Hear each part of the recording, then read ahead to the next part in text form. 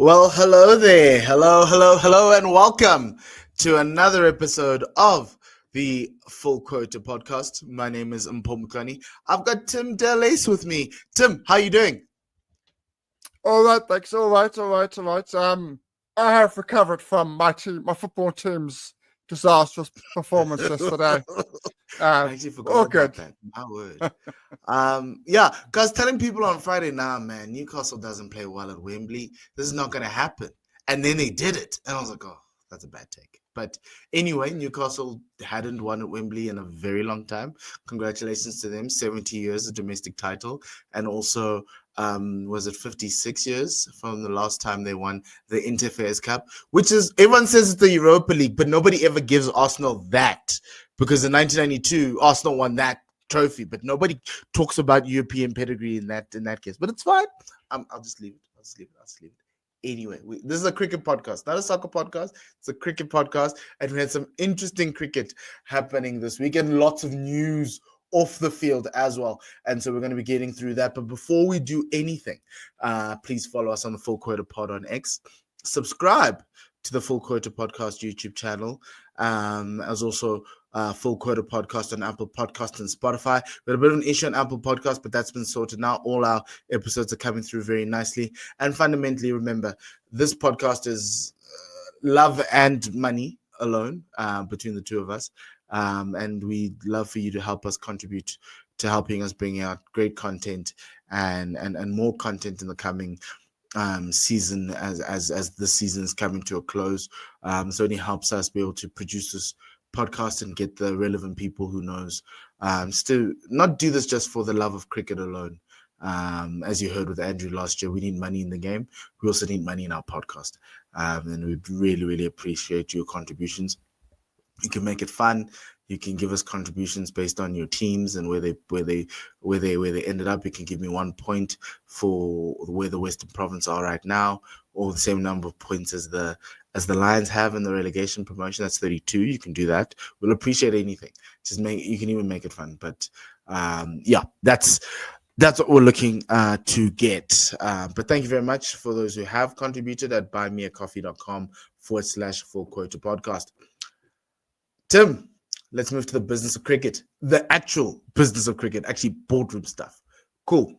There were a couple of things that happened this week, but one that came out today and something I think we should talk about is that CSA announced the national women's contracts for the Proteas women. They have given, I think, 16 players contracts, and only one player did not get a contract.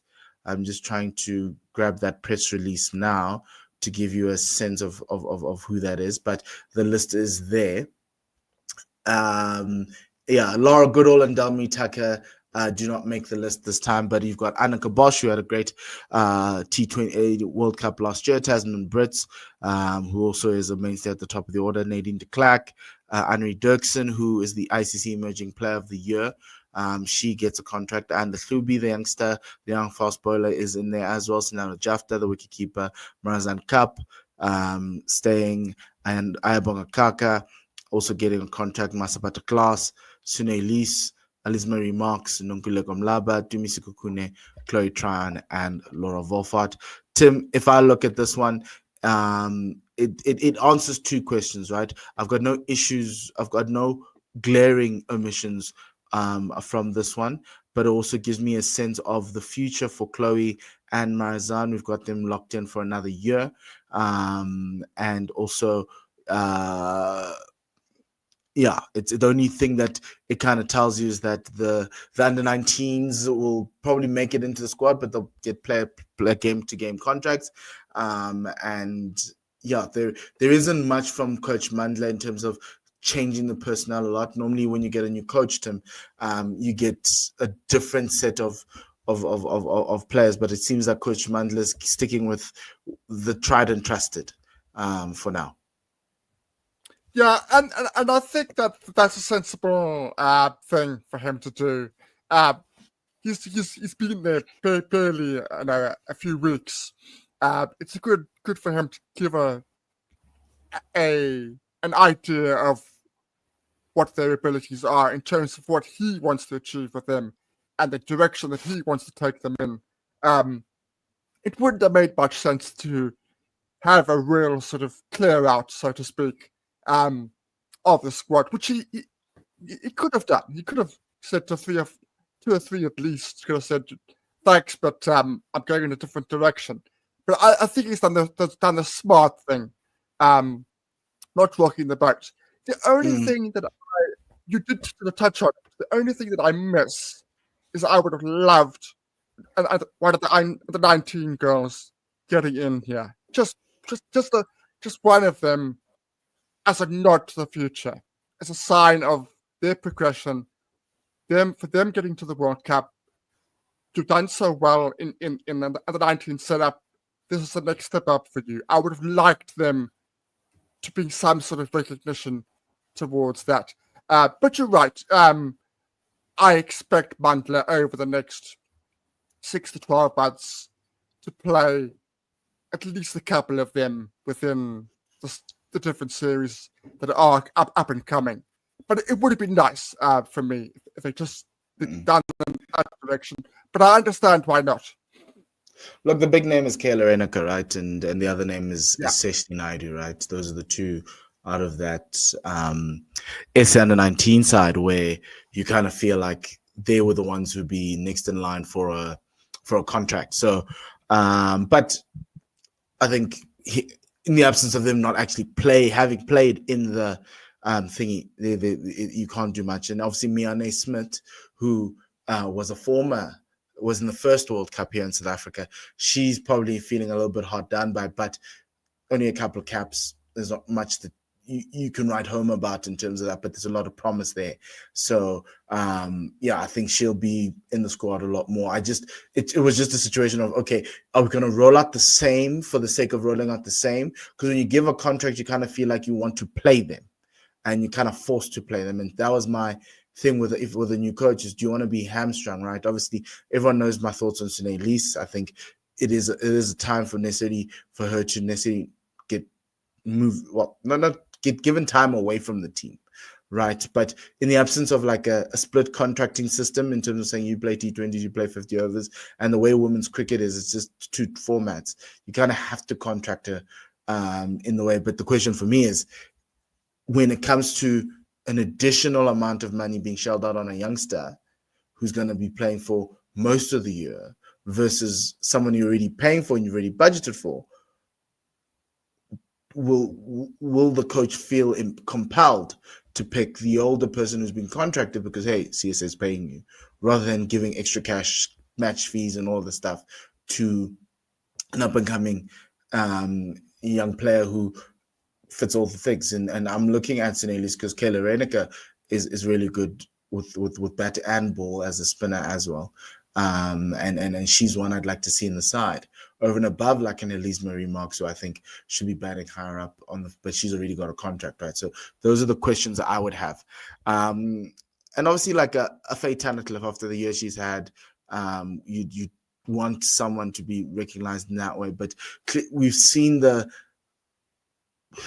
reluctance of the team to bring new players who've performed well on form. For instance, and Alex Candler never got an opportunity to play after the year she had last year in the 50 over cricket as an opening batter, or top order batter. So that was a couple of things that you would always question, and you kind of are you question whether it's same old, we're doing the same thing, which is a little bit disappointing, but obviously we like new things, new people, it creates topics, but same old. The great thing for me is you've got Marizanne, you've got Chloe for one more year.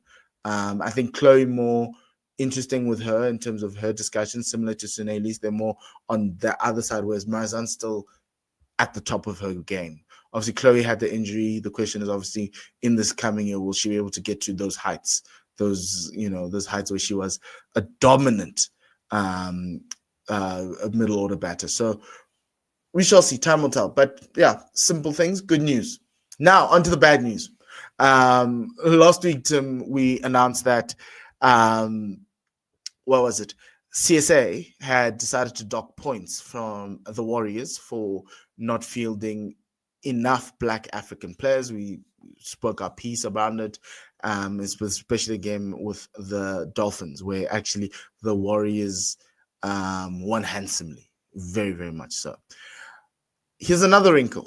The Knights from Free State have decided to lodge an appeal against the decision, largely because it affects them in terms of their ability to gain extra points in the promotion relegation race. What subsequently unfolded is that the Knights are saying that essentially you can't just dock them points. You also need to get rid of any sign that there ever was a game. So you have to assume that there was a forfeit rather than a thing. But Tim, you have a little bit more color on this one. Where do the Knights come from? Are the Knights against the decision to dock points for the transformation, or is it just a situation of we're fine with what you're doing with the Warriors, just complete the process in full?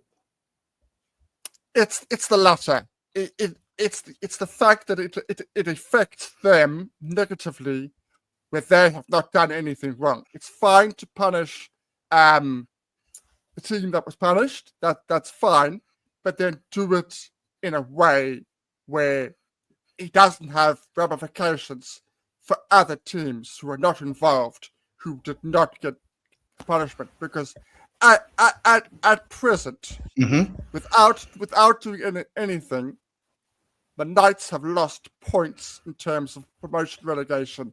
They've lost 2 points in terms of promotion relegation, which will have a devastating effect for them leading into the last couple of rounds of the 4-day series. If they have those points, if they stay in 4th position as they were before the changes, they're not quite out of the woods, but they're in a much that because it's so tight, they would be in a much safer position with those extra points with the games that they have to play in the 4-day series. And teams like the Warriors would be in a much worse position than they currently are. Yes, and if you go to yeah, I'm just going to put up the promotion relegation table, right? That took into account the Warriors losing their points. So if you look there, the Warriors are sitting in second last with 7 points. What the Knights are saying is that they should have actually gotten the 2 extra points, because you see the Warriors got 5 points for the One Day Cup. The Knights are saying no. Technically, they had 5, so they would have been on 12 points, which would have effectively made them home and dry, and it would have actually condemned the Warriors down to 5 points, right? And so now it's really important, because if you look at the One Day Cup log, which I don't have, but because we don't do net run rate anyway, reading it off of ESPN Quick Info, Warriors finished in 4th in the updated table on 16 points. Knights also on 16 points. The net run rate is 0.692 to the Warriors, 0.578 to the Knights. Now, if you think about that game that they played against, the Warriors played against the Dolphins, where the Warriors won handsomely. If you take that game away, which is exactly what they're saying. They're saying you take the points away, you take the win away, which they did, but they didn't adjust the net run rate side of the table. If you do that to effectively a forfeit, which means no runs are added, no runs are conceded, the Warriors would then go below the Knights, and therefore the Warriors would then get 3 points, and then the Knights would get 5 points, and therefore get them to 12, and now they're home and dry, and now the Warriors sit at the bottom below Western Province on 5 points. So it's going to be very interesting to see how this plays out in the next couple of weeks, because it has important ramifications, because one, you now have at the bottom, and I might as well talk about promotion relegation right now. Dragons, Warriors, Western Province would effectively be in a 3-way fight for relegation and fight to stay up. And obviously they've got 3 more games in the 4-day series, which would try and help them get away, right? And so wins are important for all 3, right? But imagine, Tim, a world where one of Western Province and or the Warriors go down. Eastern Cape cricket is really struggling right now with border under a curatorship, receivership, whatever you want to call it, administration. And if Warriors went down, it would effectively kill them. Like, you get lower revenue, lower salary cap, everything just, sponsors go away. And it's a hub for South African cricket. Yeah, and that's without including the fine that is still set in place by Cricket South Africa to the Warriors for not fielding 3 black players. That fine is an awful lot of money to a region that is already struggling. You can say, well, that they deserve it because of what happened, but those ramifications will have devastating consequences to that region, as you rightly point out. We saw already what happened to the Knights when they lost their title sponsor going to Division 2. It was devastating to them. But we will on Thursday, we will go into it, because Thursday is when it all returns in terms of the full day series. But if you look at the fixtures, Warriors probably have the worst. It's 1 home, 1 away. Prophets have 2 home games. Now, they're not playing good cricket at the moment, but 2 home games could be their saving grace. Hey, the good thing is their Proteas are back, and they're not going to the IPL. The only problem is I don't think they can find a fast bowler to add to the side. Yeah, we love Wesley Badger. We love him, but without Nandre, without Buren, it is tough. But look, we're going to talk about that. We're going to talk about 4-day series. Those are the news of the week. That's the drama. We'll bring you more information on the drama. The team could get relegated in a court of law. That's where it's going. If CSA looks at the claim that the Free State have put in, I'd adjust for net run rate. It's an easy fix. They're not fighting transformation. They're not fighting your call. They're just saying just make everything fair for everyone. And it's going to be quite interesting. Really, really will be interesting. The other thing would be is if they didn't adjust, then there's no need. There's no issues. Anyway, let's go into the 2 games. So congratulations to the Mpumalanga Rhinos and the ACDC Express Tuskers for sharing the One Day Cup. It's been years since the One Day Cup was shared. You mean the Eastern Cape, Nyati? The Nyati, sorry, not the Mpumalanga. The Eastern Cape Nyati and the Tuskers, the ACDC Express Tuskers, because it's been a while since the One Day Cup was shared. But for Division 2, congratulations. Massive win for the Inyati in the Eastern Cape. I think they would have wanted a game, and I think they probably could have actually won it, which would have been amazing, just like Limpopo last year. But it's really good, Tim, for Division 2 teams where the smaller provinces are actually winning. It kind of says that the system is actually working. And even if they're not necessarily consistent across all 3 formats, they are relevant in 1 or 2, which is what you want. And the Inyati started the season having lost 8 games in a row, and now they're sharing a One Day Cup trophy. Yeah, and the other good thing is we're not seeing dominance in that Division 2. That's good. In fact, we're not seeing one team dominate, and which is my main concern for promotion relegation is the same team goes down, the same team goes up. The fact that there's variety, we've had SA Emerging win it, we've had Garden Route Badgers win it, and the first year Tuskers won it. It would have been very interesting to see what would have happened if they had a game, because Tuskers were not bowling well. Tuskers were not in a good position. Inyati had the momentum. They were 82 without loss, and they were looking as if they really wanted it. A bit like Newcastle last night. So it's unfortunate that there wasn't a result, but I just think that Inyati in particular deserve a lot of credit, because we said at the beginning of the season their struggles last year. Again, another team that's turned it around in the tournament. And I thought, both in batting and bowling, as we will discuss later, I thought they were very, very, very impressive. Okay. Okay, awesome. Next one is the One Day Cup Division 1.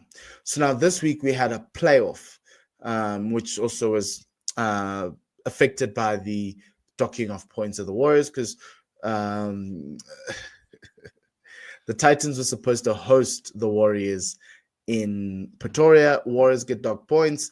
Now the Dolphins were hosting the Titans. And unfortunately for the Titans, it didn't go too well. The Dolphins in the qualifier beat the Titans by 65 runs. They set 228 for 8 to beat the Titans, and to set them 228 for 8, which I thought was a gettable total.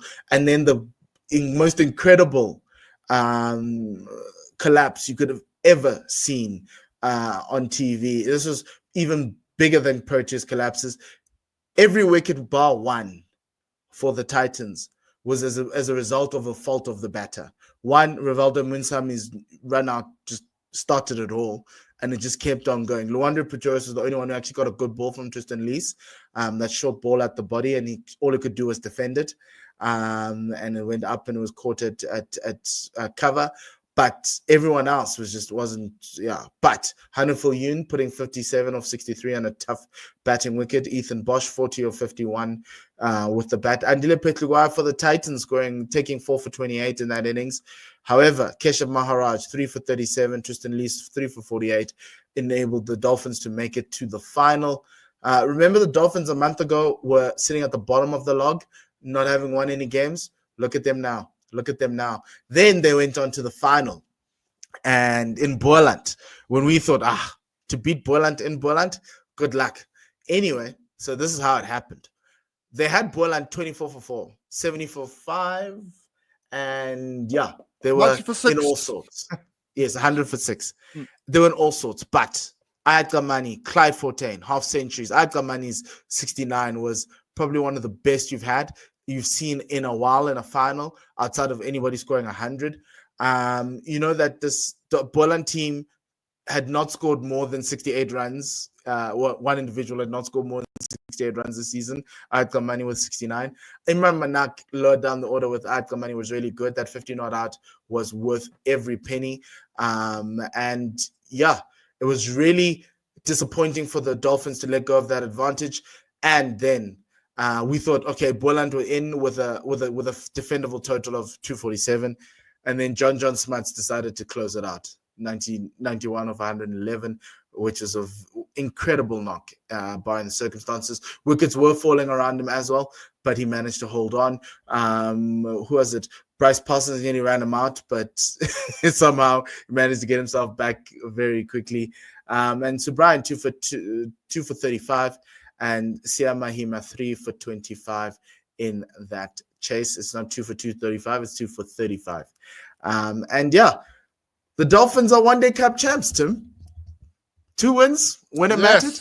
Quinton Friend now from a lackluster season, looking very bad on all sorts. We're still going to talk about that 4-day campaign because they didn't look like they could do anything, nor in that T20, but somehow they found something here in the middle of the season and it seemingly worked. The debrief, as you say, for the Dolphins after that tournament is going to be very, very different now. Very different. Because they did well in the back end of the tournament, but they didn't do enough because of the losses at the start of the season.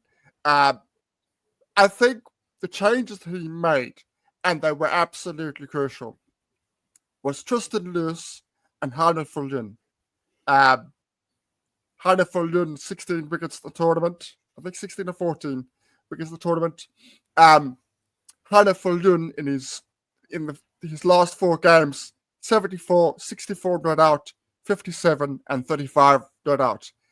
He was, to a large extent, the bedrock of that side. When the experienced guys were failing, he was exceptionally good keeper as well. I actually think he's a better keeper than Tabang Totoli. Taking some really good catches, but his batting is what was the difference for them. Those two characters, Tristan Lewis with his extra pace and aggression, just that extra yard of pace makes a huge difference. We talk about Western Province struggles.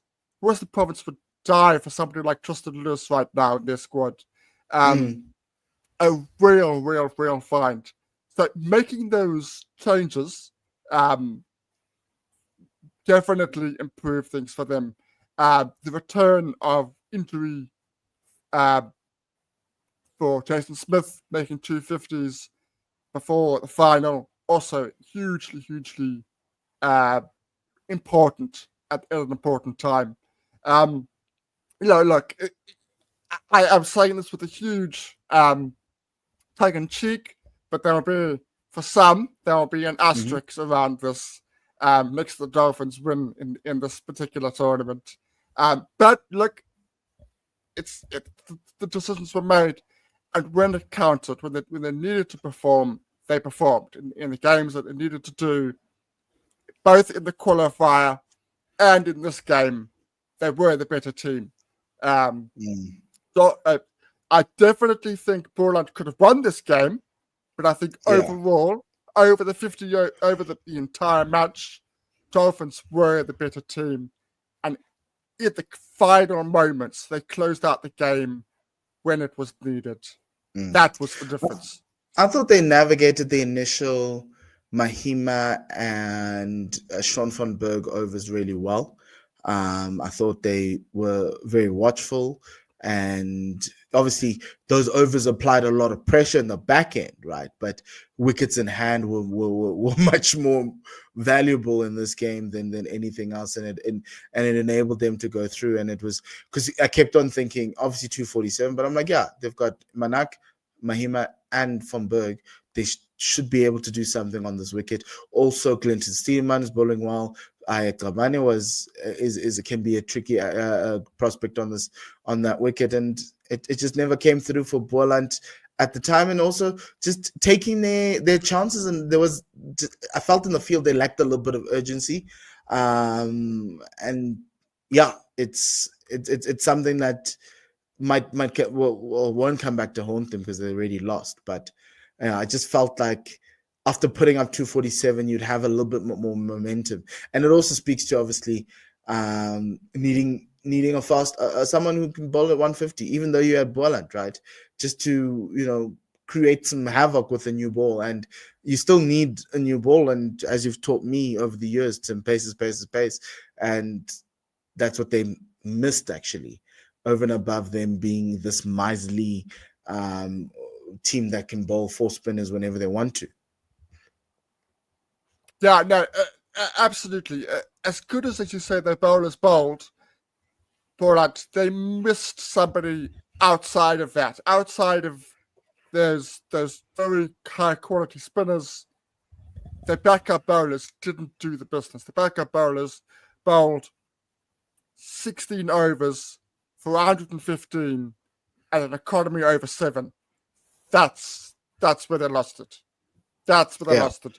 Whereas the spin was something like, I don't know how many wickets, but it was an economy of around 4. I think it was just under 4, and that's that discrepancy is huge.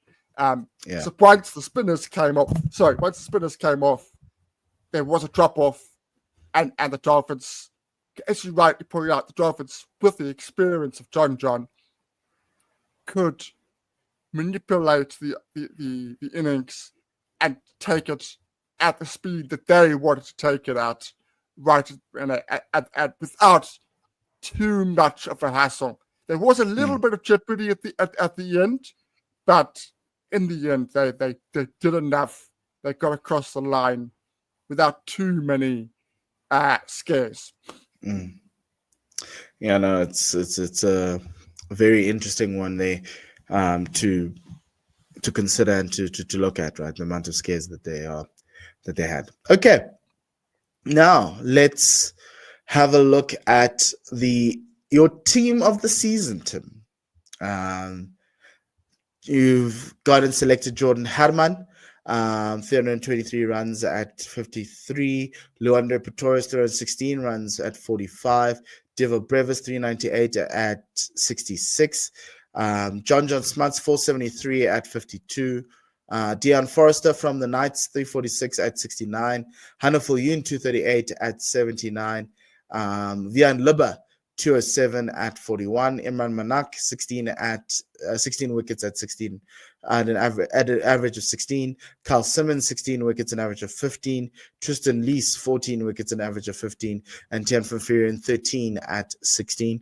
I look at this team, and the great thing I'm looking at is the youngsters, right? Pretorius, Brevis, Forrester, Hannaful Yoon, as well as Tristan Lees, putting their hands up, coming through the system. Jordan Hammond is also a youngster, so lots of young faces here with a little bit of experienced faces, but it's not the type of team of the season you would have expected, Tim, because none of the big names who are knocking on the Proteas doors are here. No, and outside of the Divo Brevis who we have known about for some time, you're right. It's a good thing for cricket South Africa.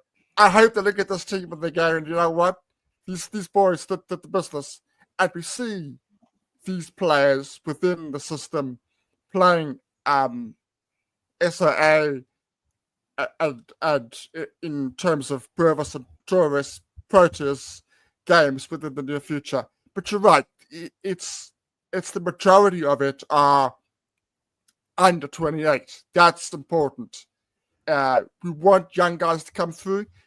This competition should be a feeder to SA20.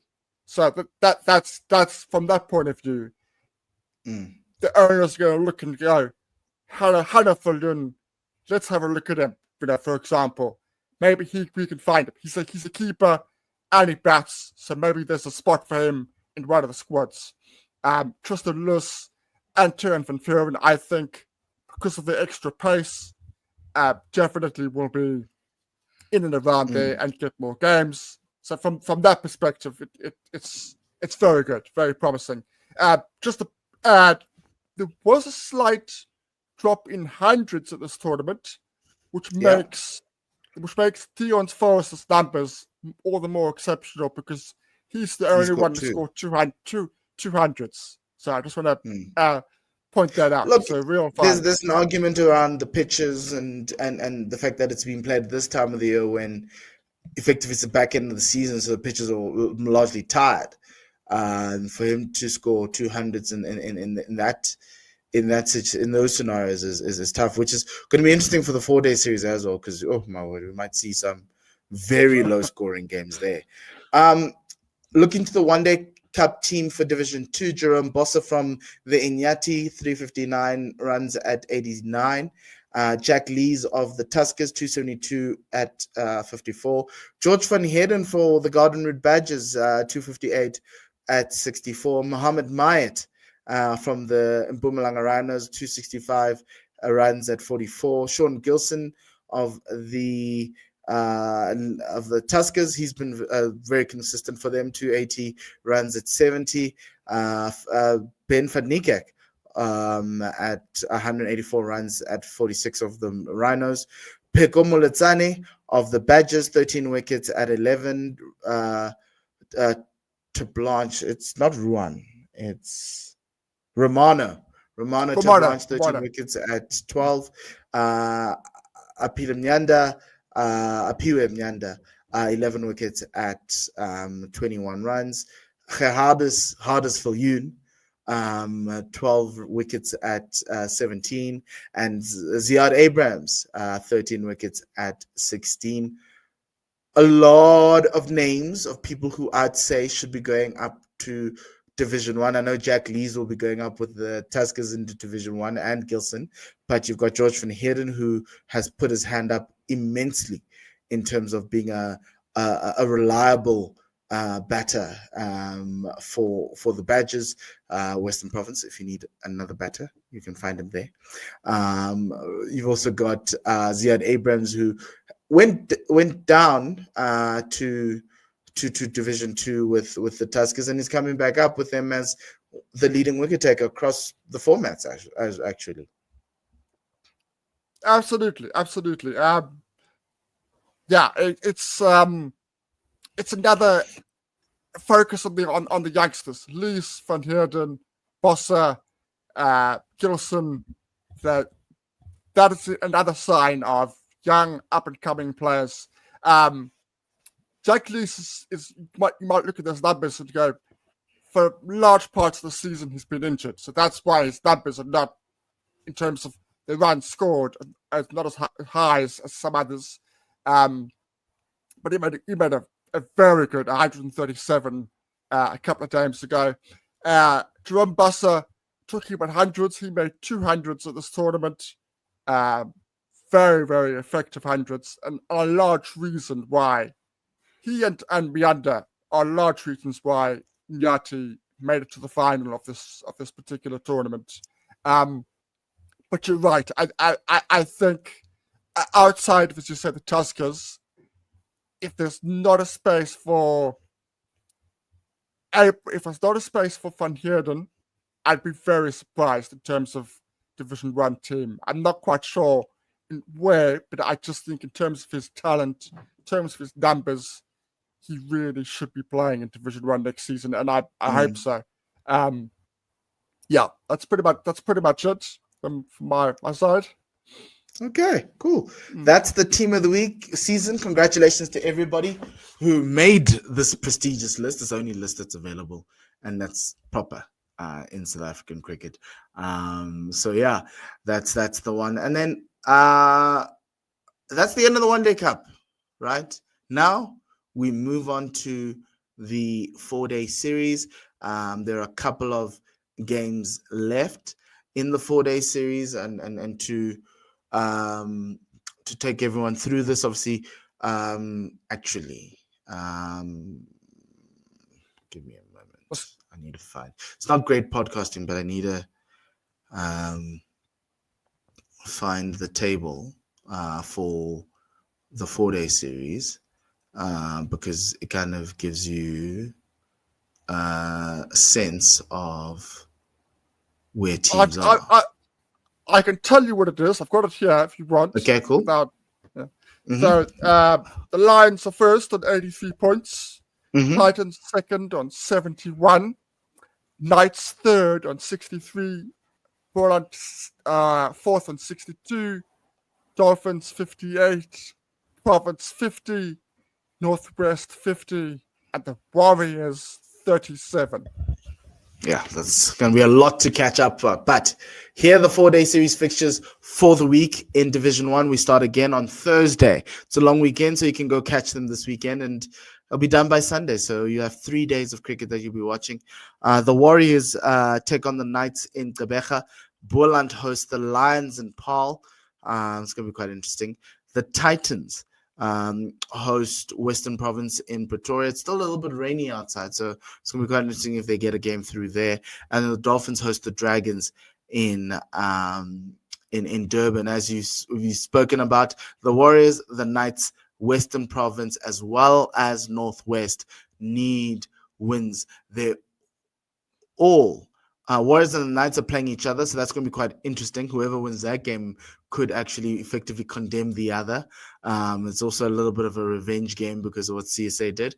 And then obviously the Province need to beat the Titans, and the Dragons need to find a way to beat the Dolphins in the very tough games for Province and Northwest, but a massive winnable game for the Knights in Gqeberha, even though the Warriors are at home. So we could see the table move next week. Should things go there, go. Yeah, should we get results, right? We don't want draws, we want results. And then for Division 2, this is the final round of Division 2. You've got Limpopo taking on Mpumalanga, the Eastern Storm taking on the Badgers in Willowmore Park, and you've got the Tuskers taking on the Inyati in Pietermaritzburg. Tuskers need a win to kind of secure.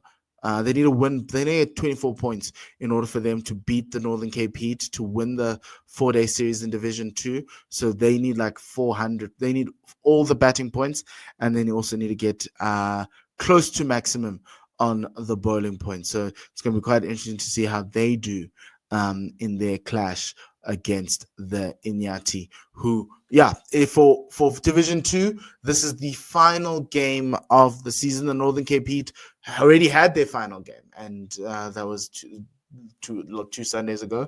And obviously now this is the final game for Division 2, and then we move into contract season.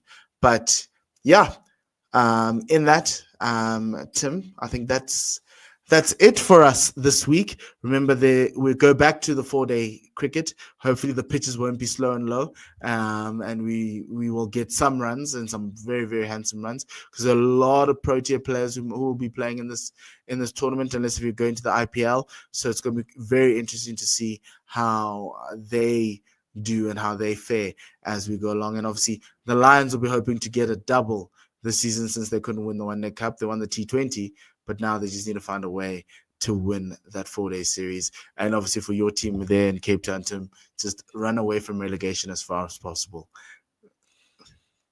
Win the home games and we're fine. That's all we need to do. Win the home games and we should be fine.